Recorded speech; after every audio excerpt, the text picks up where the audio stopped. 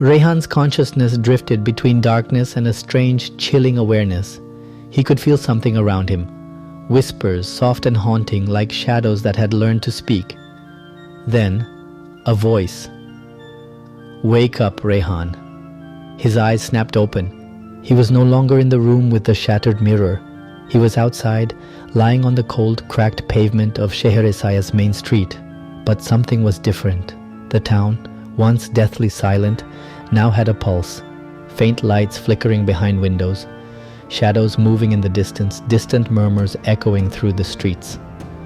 The town was awake. Rehan sat up, his head pounding. His phone was gone, his watch too. The air was thick with mist, and every breath felt heavier, as if the town itself was pressing against his lungs. Then, footsteps. He turned sharply. A figure stood at the far end of the street, dressed in old, tattered clothes. Its face was hidden beneath the shadow of a hood. It didn't move. It only watched. "Who are you?" Rehan called out, his voice hoarse. The figure lifted a hand and pointed toward the clock tower. Rehan swallowed hard. The last time he was there, the mirror, the reflection. He took a hesitant step back. I don't want to go back in there." The figure took a step forward, and then another, and another. Rehan's pulse quickened as the figure's movement became unnaturally fast. He turned to run, but the mist thickened around him, curling around his legs, slowing him down. The whispers in the air grew louder, circling him, weaving through the town's empty streets. The figure was only a few feet away now. Then, just as it reached him, it stopped. Rehan froze, his breath shallow. Slowly, the figure lifted its head, and beneath the hood, it was him. Rehan's own face stared back at him, but the eyes were hollow, filled with shadows that swirled like a storm. "You're already home," the figure whispered, its voice layered, distorted. "You just don't remember." The town of Sheher-e-Saya was no longer letting him go, and this time, he wasn't sure if he even wanted to leave. Rehan's breath caught in his throat as he stood face to face with his own doppelganger. The figure's hollow eyes seemed to pull him in, swallowing every thought, every fear, every piece of him that still belonged to the world outside of Sheher-e-Saya. "No, this isn't real," Rehan muttered, shaking his head. His mind screamed for him to wake up, to break free, but his body refused to move. The doppelganger tilted its head. "Reality here is not what you think." The mist thickened, swirling faster. The streetlights above flickered wildly, casting strange shadows on the cracked pavement. The whispers had returned, louder than before, chanting his name like a song of the lost. Then the figure stepped closer. Rehan tried to back away, but his legs felt like they were sinking into the very ground beneath him. The mist clung to him, wrapping around his wrists, his ankles, pulling him down. "You belong here," the figure whispered, its voice now an eerie chorus of many. "You've always belonged here." Rehan clenched his fists, forcing himself to move. With all his strength, he broke free from the mist's grip and stumbled back. He turned ready to run. The town had changed. The street behind him no longer led directly upon him. Instead, narrow alleys stretched into the darkness. Something from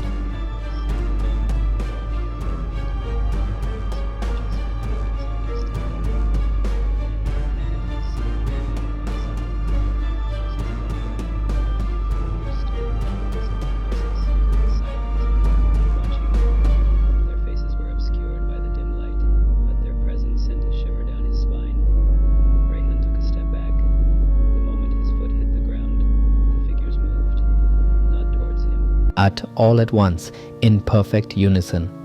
They turned their heads toward the clock tower. Dong. The deep chime echoed through the air, vibrating in his chest. Dong. The figures stepped forward. Rehan's heart pounded. His instinct screamed at him to run, but his legs refused to move. Dong. A whisper slithered through the air, curling around him like a cold breath against his neck. You were never meant to leave. Rehan spun around and froze. The doppelganger stood inches away from him, its hollow eyes reflecting the lantern's flickering light. But this time, it wasn't alone. Behind it, more figures emerged from the darkness, their faces finally visible. They all looked like him. A twisted chorus of his own voice spoke in unison. Welcome home, Rehan. The clock struck midnight. The last thing he saw was the town shifting around him, swallowing him whole. And then, darkness.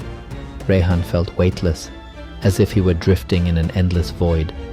Shadows twisted and curled around him, whispering in voices he almost recognized, his own, yet not his own. Then, suddenly, a jolt. His body hit solid ground.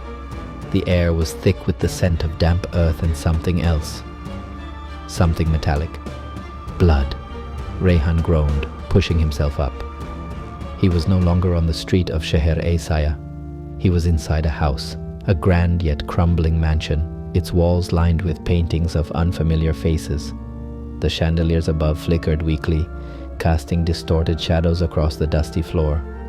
But the most unsettling thing was the large mirror in front of him. Cracked, splintered, and within its shards, glimpses of something that should not exist. A different version of himself stared back, not twisted like the doppelganger, but hollow, drained, trapped. And then, the reflection spoke. Rehan, listen to me. You have to remember. Rehan stumbled back, his breath coming in shallow gasps. What are you talking about? Who are you? No time. The reflection's voice distorted, the mirror trembling. They're coming. You need to wake up. Rehan's pulse pounded. Wake up? I am awake. A sudden chill wrapped around him, and the air grew deathly silent. The door behind him creaked open. He turned, dread pooling in his stomach. Beyond the doorway, the mansion's long corridor stretched into impossible darkness, and within that darkness, footsteps, slow, heavy, approaching. The reflection pounded against the glass. Run! The footsteps quickened. Rehan didn't need to be told twice. He turned and bolted down the hallway, heart hammering in his chest. But as he ran, the hallway twisted, stretched, turned in on itself. The walls whispered his name. Shadows slithered from the cracks, and at the very end of the corridor, the same mirror stood waiting for him. Rehan skidded to a stop, his breath ragged. The reflection was gone, but in its place, a door, a way out, a trap. The footsteps were almost upon him. He had no choice. Rehan grabbed the handle and pulled. Rehan yanked the door open, expecting another twisted hallway, or an endless void. Instead, he saw himself, not in a mirror, not a reflection, but himself, standing in a dimly lit room, staring right back at him. This Rehan looked different. His clothes were torn, his skin pale, his eyes hollow as if he had been trapped for centuries. Finally, the other Rehan whispered, a twisted smile creeping across his face. You came back. A wave of dizziness crashed over Rehan. His memories, fractured, buried, began resurfacing. He had been here before. He had been trapped in Sheher-e-Saya once, a long time ago. But how? The whispers grew louder.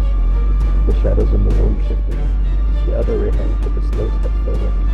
He escaped before, but no one truly leaves Sheher-e-Saya. Rehan staggered back, shaking his head. No, this isn't real. The room trembled. The chandeliers above flickered wildly. It is, and now it's your turn. The air around him tightened. The shadows coiled around his feet, pulling him down. The walls stretched, revealing countless mirrors, all showing different versions of himself. Some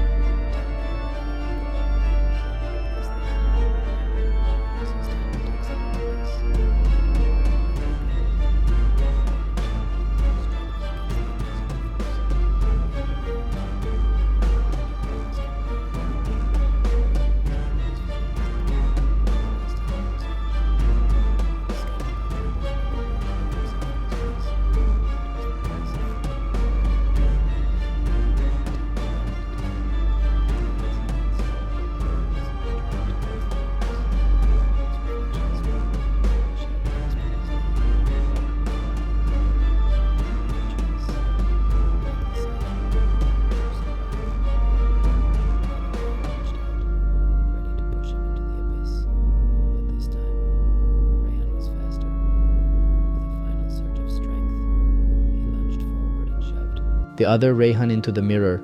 The glass shattered. The town screamed. A blinding white light engulfed him. And then, silence. Rehan gasped awake. He was lying in the middle of an empty road, his car parked beside him. The engine was running. The fuel tank was full. No town, no shadows, just the quiet of the night. Shaking, he scrambled into his car and floored the accelerator, never daring to look back. As he drove away, a small broken signpost caught his eye in the rearview mirror. "Welcome to Sheher-e-Saya." It flickered and then vanished. Some say, if you listen closely on a quiet night, you can still hear the whispers calling his name. And maybe, just maybe, Sheher-e-Saya is still waiting for its next visitor.